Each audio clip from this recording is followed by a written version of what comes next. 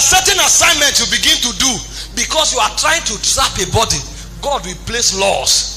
There are times when you begin some kind of prayer, God will tell you, don't touch your phone for 2 weeks. You know what he said? You are trying to trap a body. So the first day you touched it with your right hand, you felt it in the prayer meeting. But before you held it, the prayer ended.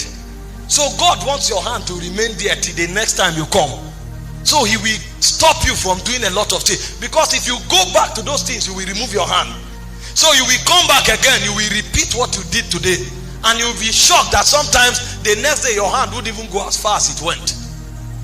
So some people in 1 month, they are trying to touch. But a man who understood or who understands the economy of body, if he prays certain prayers, he knows it's a sin to talk to somebody while he's leaving the fellowship. So while others finish prayer meeting and they are saying, how far? Hey, what did they happen? Oh boy, that clothes we won't buy. The guy knew that he wanted to receive something, but the thing have not downloaded. So he will go home quietly and he will keep that atmosphere till the next time of prayer. He may go home and continue with the prayer. He's trying to articulate the body. Sometimes it takes 2 weeks to trap a body.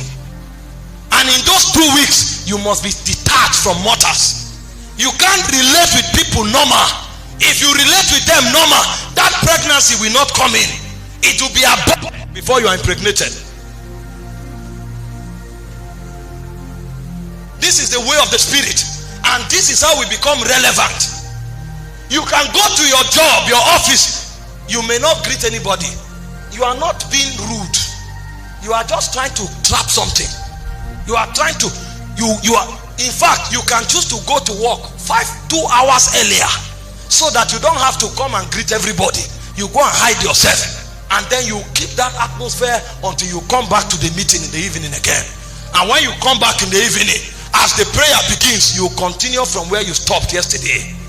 Because where the burden is at the end of the junction. And yesterday you covered 5 meters. So you will make sure you remain here till you start the journey again. And after 2 weeks you will reach there. But some people will not reach in 10 years.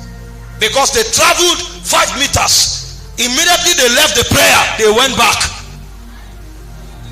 And tomorrow they come, they travel 7 meters. They go back, they return to the beginning.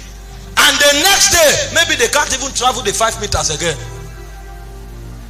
But wise men understand that intercession begins when they are able to articulate burdens. So when they cover 5 meters in the spirit, they know what it took them to reach here. They will do everything to remain here. So that the next day, even if it's 1 step they take, they move forward. And they will do everything to remain there. After 2 weeks, they will catch that burden. The moment you catch the burden, you stop walking, God begins to walk through you. That's when intercession begins. When you can articulate the burdens of God and you are no longer the one walking, God is the one walking. That's what Paul meant when he said, I labor more than them all, yet not I, but the grace of God that is in me. He knows. You can't stone a man to death and the man gets up and says, let's enter the next city. Who does that? Something is at work in him that is superior to his will.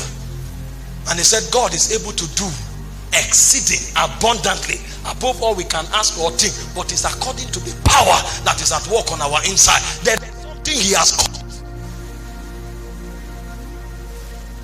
You can't do intercession until you are impregnated with a body.